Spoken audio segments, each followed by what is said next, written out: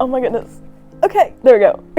I've had such a hectic day. I went to a Habitat for Humanity house today, and with my friends, we were helping build these 2 houses. And so really cool experience. I was like up doing siding on the side of a house, on ladders, like nailing things in and like cutting things. It was super cool. But all that to say, like I spent all day out today. And so now it's like 4:30, almost 5 o'clock. And I'm really hoping to get this video done before the sun sets. So let's just get into it. But I have a book haul. Basically, I don't buy books. I used to not buy books very often, but now since I have my beautiful bookshelf in my dorm room, I want to buy books and show them off and read them on paperback. So I've been buying a lot more books recently from Barnes & Noble, Pengo Books, which is secondhand virtual book shopping. I also went to half-priced books this weekend. That was so much fun. Definitely recommend buying books secondhand to get them a little cheaper because Barnes & Noble is great, but their prices are so expensive. However, I do just want to talk about the books that I've bought basically since late summer and fall. You guys have definitely seen these books in vlogs before, most of them I think, but just do a little haul because why not? So let's start with some contemporary romance. Number 1, I got Terms and Conditions by Lauren Asher. I have the fine print on my shelf and I actually read it years ago, but I never continued the series, and I heard that the next 2 books are better. So I wanted to continue the series. I got this one with my grandmother whenever I was visiting my grandparents in Oklahoma, and we went to a little cute bookshop and I got this one, or she got this one for me. So thank you, Baba, for that. But super excited to read this one in a future video whenever I'm finishing series that I'm in the middle of. Next, I have, this is a new one that I went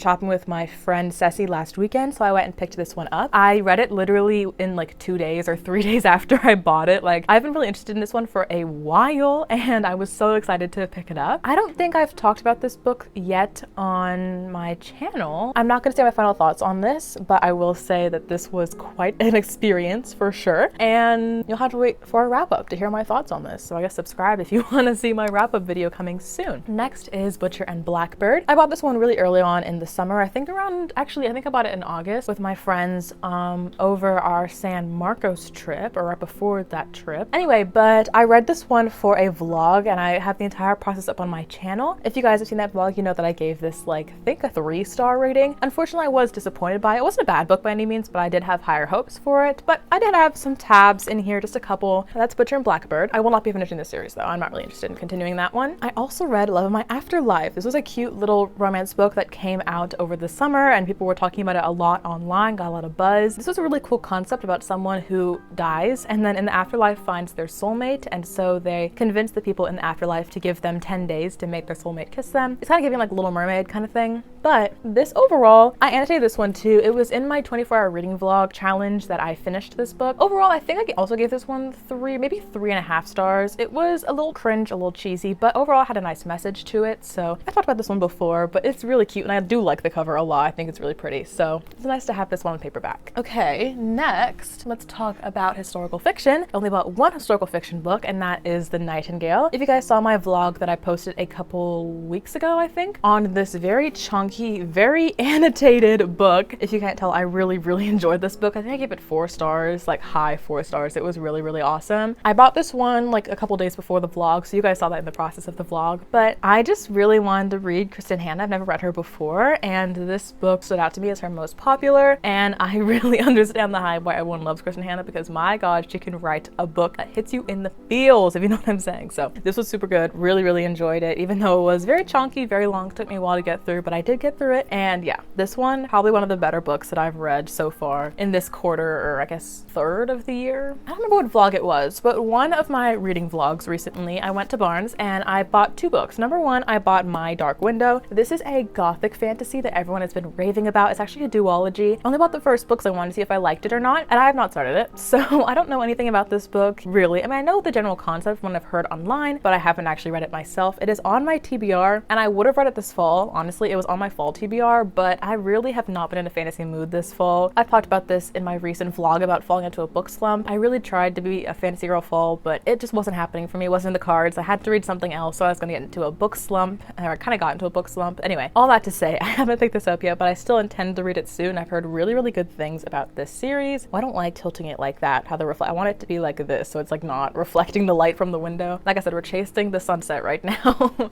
But yeah, haven't read this, excited to read it. At the same day, I also got The Familiar by Leigh Bardugo. I read 6 of Crows by Leigh earlier this year. I love her writing. It was so good in that book, and I need to finish that duology as well. But I want to read this one as well. I've heard really mixed things about it, but from people I trust, they say they like like it, so I know I will like it. And this is just a beautiful addition because the inside pages have these like pomegranates on it. Is it gonna focus? Let's hope it does. Did it focus? Okay, let's cross our fingers. But very, very pretty inside cover. And I think this was like 50% off for hardbacks or something, so I got a good deal on this one because usually I prefer like paperbacks, but because it was on sale, I got a hardback for this one. And yeah, I'm excited to read this, but I haven't read it yet. And I think one of the last fantasy books in this haul is Clockwork Prince. So this is a book that I literally just got a couple days ago when I went to Half Price Books. I had never been to Half Price Books before. The vibes are immaculate in there. Like they're playing piano, they're playing jazz music, like people are reading in little corners. They have all sorts of types of books, like not just the BookTok ones. There are a lot of older books because it's all secondhand, but they also have a huge range of nonfiction, like cooking, art, history, philosophy, science, like all the different things. Plus, you know, mystery, thriller, science fiction, just regular fiction, romance, like they have it all, really. Vibes were great. I will definitely be going again. And also because things are cheaper. They're like half price. It was like $9 for this book. But I have the first book in this series, Clockwork Angel, on my shelf over there. And I've actually read the entire Immortal Devices trilogy like years ago when I was in like early high school, I think, maybe even middle school. But I want to reread this series so bad because I remember out of everything by Cassandra Clare that I've read, this trilogy is my favorite. I've read this trilogy, the Mortal Instruments series, and the Dark Artifices trilogy. And this first one is my favorite. So I got the second one because it was just like $9. Like I had to pick it up. And I love the cover. I think it's actually so beautiful. Like there's an angel up here, there's Jem down here with his violin. I think that's actually just stunning. So I'm glad I have these on paperback. And whenever I reread this series, I'll probably vlog it for you guys so you can see it because I really do want to jump into this ASAP. And I might jump into this after I finish my current read, which I'll talk about in just a minute.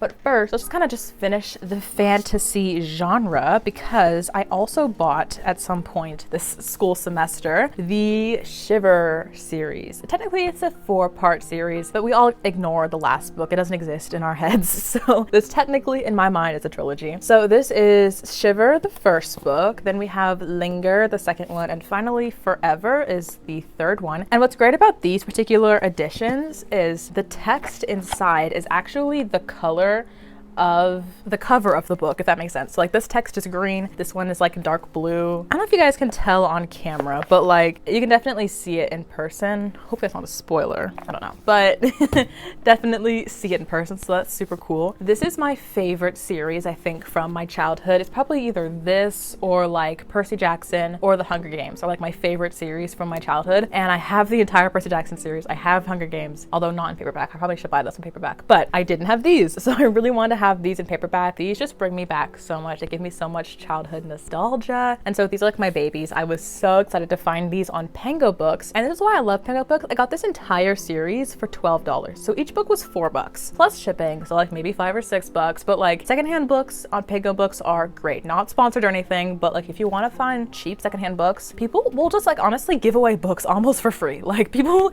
if they're trying to get books off of their hands, they'll put them up for like $1, $2 just to like get rid of them. And I'm like, I will take that, thank you. So I love Pengo Books. And speaking of, the last series I want to talk about is the Icebreaker series by Hannah Grace. I bought all of these separately, actually. So it wasn't intentional for me to buy the entire trilogy or everything that's out so far in this past couple months, but I am realizing how much I love this series. So let's talk individually for these because I bought them separately. I first bought Wildfire. I know this is the second book, so it's like out of order, but I did buy this one first because I already read Icebreaker last year, but I didn't have a physical version, but I wanted to just move on with book 2. So I bought Wildfire when I bought The Nightingale the same day, and this one was just Barnes & Noble. Unfortunately, an expensive purchase, but I really am enjoying this one. I'm currently reading this one right now. I'm almost done with it. I'm like this much left. So we're almost done. It's going really well. I really am enjoying this. And I forgot how much I enjoyed book 1. This series is just really good. I don't know, like I'm in college right now, so reading about college kids, but like written accurately. Like I feel like a lot of people, whenever they write college kids as an adult, they don't write them accurately, but I feel like these ones are really written like we talk, like how Gen Z speaks and acts. So I'm really enjoying this, but I bought this one first. Then I went back and bought Icebreaker second, even though this is book 1, because I saw this on Pengo Books for super cheap. So I bought I think it was like $4 or $5. So I bought this one, had it shipped here. If I ever want to reread this book, it's nice to have it in paperback format and also just to keep the series together, you know? And then lastly, I bought Daydream, which is the newest release. It just came out a couple months ago. I bought this one at half price books for like $8 yesterday or the day before. Yeah, it was Thursday. So all 3 of these are now in my possession, which is wonderful. And I'm super excited to finish Wildfire and move on with Daydream because, like I said, the series is going really, really well. I gave Icebreaker 4 stars, I think, when I read it last year, and Wildfire is looking to be pretty close to that. So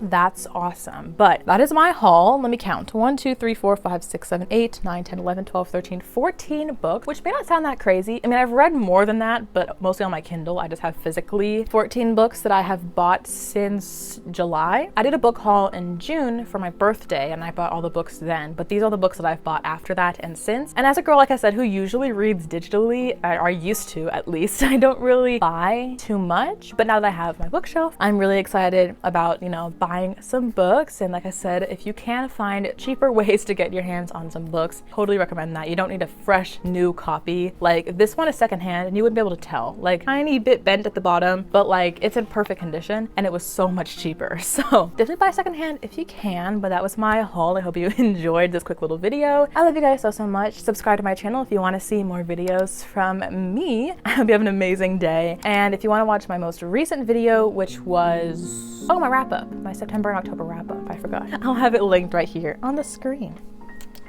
Goodbye.